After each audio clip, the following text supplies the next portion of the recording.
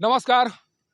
सासाराम नगर थानाध्यक्ष के विरुद्ध कोर्ट के द्वारा सजा सुनाए जाने के बाद लोगों के जेहन में एक प्रश्न लगातार खड़ा हो रहे हैं और उस प्रश्न का जवाब लोग जानने की कोशिश में लगे हुए हैं। लोग ये जानने का प्रयास कर रहे हैं कि कुछ सालों से सासाराम या रोहतास में कार्यरत पुलिस अधिकारियों के विरुद्ध कोर्ट इतना सख्त क्यों हो गया है।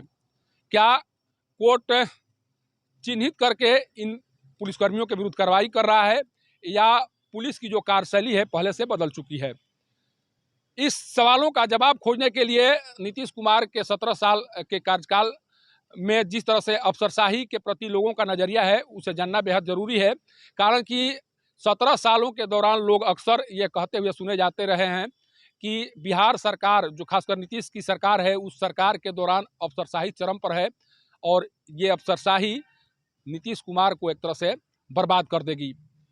लगातार लोग ये कहते हुए सुने जा रहे हैं कि जो अफसर हैं वो किसी की बात को नहीं सुनते हैं, वो वही करते हैं जो उन्हें अच्छा लगता है।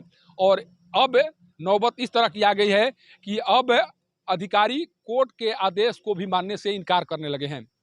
सोचिए कि जो नगर थाना अध्यक्ष के विरुद्ध कारावास की सज़ा सुनाई गई है वो किसी एक दिन का काम नहीं होगा या एक दिन के मामले के दौरान इस तरह की सज़ा नहीं सुनाई गई होगी। उसकी एक प्रक्रिया है, जिस प्रक्रिया का पालन नगर थाना अध्यक्ष के द्वारा नहीं किया गया होगा, जिसके बाद कोर्ट के द्वारा ये सख्ती बरती गई होगी।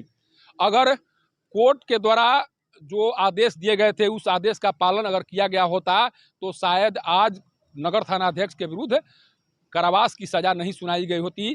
तो सोचिए कि अगर नगर थाना अध्यक्ष कोर्ट के आदेश का अवहेलना भी करने में नहीं हिचकते हैं तो अफसरशाही किस कदर हावी है बिहार में, इसे समझा जा सकता है।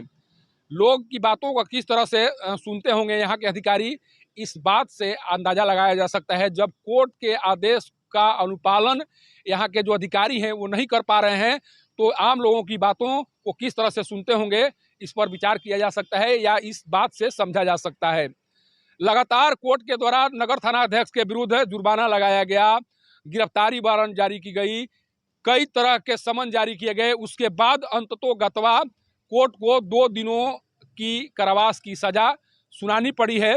और इस मामले में उन्होंने जो कोर्ट के द्वारा इस मामले में एसपी को भी एक आदेश जारी किया गया है और उस आदेश में कहा गया है कि जो कारावास की सज़ा है उस सज़ा को कम से कम 19 तारीख से पहले इम्प्लीमेंट करा दें। इतना सख्ती बरती गई है। सोचिए कि समय सीमा भी निर्धारित कर दिया गया है कि 19 तारीख से पहले इस केस ये जो आदेश है उसे तामील कराएं। ये एसपी को निर्देशित किया गया है कोर्ट के द्वारा। अब प्रश्न खड़ा हो रहा है कि आखिर जब कोर्ट इतना तल्खी दिखा रहा है तो कहीं ना कहीं उसे लग रहा होगा कि उसके आदेश का पालन नहीं किया जा रहा है, तभी उसके द्वारा गिरफ्तारी वारंट की जारी किया जाता है। इसके बाद कारावास की सज़ा सुनाई जाती है। अगर इसके बाद में भी अगर अधिकारियों में कोई सुधार नहीं होता है तो इसे क्या माना जाए। एक शिकायत लगातार सुनने को मिल रही है कि रोहतास एसपी किसी भी व्यक्ति का फ़ोन नहीं उठाते हैं। उन्हें सरकारी मोबाइल दिया गया है, सरकारी नंबर पर फ़ोन करने के बाद भी रोहतास एसपी फ़ोन नहीं उठाते हैं। तो इसे अफसरशाही नहीं कहा जाए तो और क्या कहा जाए। अगर आपको सरकारी नंबर दिया गया है तो सरकारी नंबर लोगों की समस्याओं को सुनने और उस पर संज्ञान लेने के लिए दिया गया है।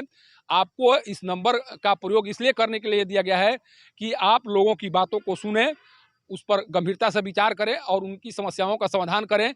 लेकिन जब आप फ़ोन ही नहीं उठाएंगे तो आपको पता कैसे चलेगा कि लोग आपसे बताना क्या चाह रहे हैं, लोग आपसे कहना क्या चाह रहे हैं, उनकी समस्या क्या है। आप लोगों की समस्याओं को सुनने के लिए राजी नहीं हैं। आपको फ़ोन पर बात करने में भी जब इस तरह से एतराज़ है तो सोचिए कि आप लोगों की सेवा किस तरह से कर पाएंगे।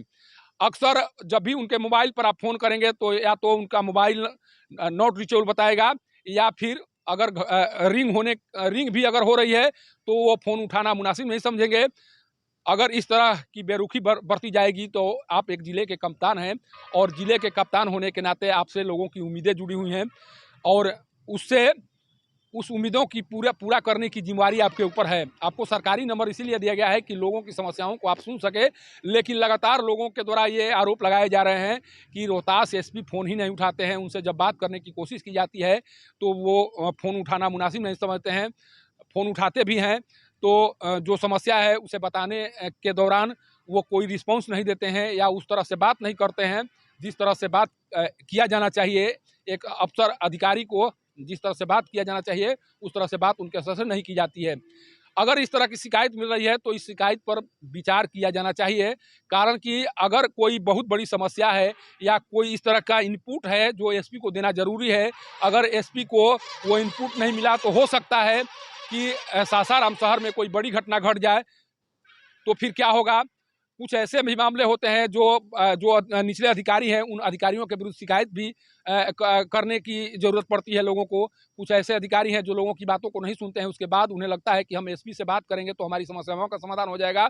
जब एसपी बात नहीं करेंगे तो फिर निचले स्तर से जो अधिकारी बेरुखी दिखा रहे हैं या लोगों के कार्यों के प्रति गंभीर नहीं है, उनके विरुद्ध कार्रवाई कौन करेगा? तो आखिर जब आप फ़ोन उठाएंगे नहीं तो आखिर लोगों की समस्याओं के बारे में आप कैसे जान पाएंगे? सोचिए कि जब कोर्ट को आपके विरुद्ध इस तरह से सख्ती दिखानी पड़ रही है तो कहीं न कहीं आप लोगों के बीच वो अफसरशाही का मामला ज़रूर है, जिस अफसरशाही के कारण नीतीश सरकार बदनाम है। और ये नीतीश सरकार तब तक से बदनाम होती रहेगी जब तक से ऐसे अधिकारी लोगों की बातों को नज़रअंदाज करते रहेंगे। कारण कि सरकार अधिकारियों को लोगों की कल्याण के लिए पोस्टिंग की है। सरकार को एक उम्मीद है कि इन अधिकारियों के बदौलत लोगों की समस्याओं का समाधान होगा। लेकिन जब नीतीश सरकार के दौरान अधिकारी जब कोर्ट के आदेश का अवहेलना करने लगे तो आम लोगों की क्या स्थिति होती होगी इस सरकार में आप समझ सकते हैं। और जो नगर थानाध्यक्ष के विरुद्ध जो अभी कार्रवाई की गई है कोर्ट के द्वारा, उस कार्रवाई के प्रति लगातार लोग यह कहते हुए भी सुने जा रहे हैं कि कोर्ट ने ये जो डिसीजन दिया है या जो फैसला सुनाया है वो कहीं न कहीं उनके लिए ज़रूरी था। कारण कि लगातार उनके विरुद्ध शिकायतें मिलती आ रही हैं, लगातार उनके विरुद्ध लोगों के मन में एक तरह से गुस्सा भरते जा रहा है। कारण कि लोगों का मानना है कि जब भी अगर आप जाइए वहाँ पर थाना में जाइए तो कभी उनसे मुलाकात नहीं होती है। मुलाकात अगर होती भी है तो वो मामले को गंभीरता से नहीं लेते हैं। उनसे मुलाकात करने के लिए घंटों बैठना पड़ता है। कई तरह की शिकायतें लोग उनके विरुद्ध करते रहते हैं। तो कहीं न कहीं इस कार्रवाई से लोगों को लगता है कि नहीं, कोर्ट के द्वारा सही निर्णय लिया गया है और कोर्ट के द्वारा जो आदेश जारी किया गया है वो सही है। अगर इस तरह से सख्ती बरती गई कोर्ट के द्वारा तो आने वाले दिनों में जो पुलिसकर्मी हैं, जो पुलिस अधिकारी हैं, उनकी मुश्किलें बढ़ेंगी। कम से कम लोगों की बातों को आपके ऊपर कोई असर नहीं है तो कोर्ट के आदेश का जो पालन है उसका सही तरीके से हो। नहीं तो आज 2 दिन की कारावास की सज़ा हुई है, कल और होगी और पता चलेगा कि पुलिस और जो कोर्ट है उसके बीच एक जो दीवार है वो दीवार तैयार हो जाएगी, जिस दीवार के बदौलत जो न्याय प्रक्रिया है उसमें बाधा उत्पन्न होगी और लोगों को न्याय नहीं मिल पाएगा।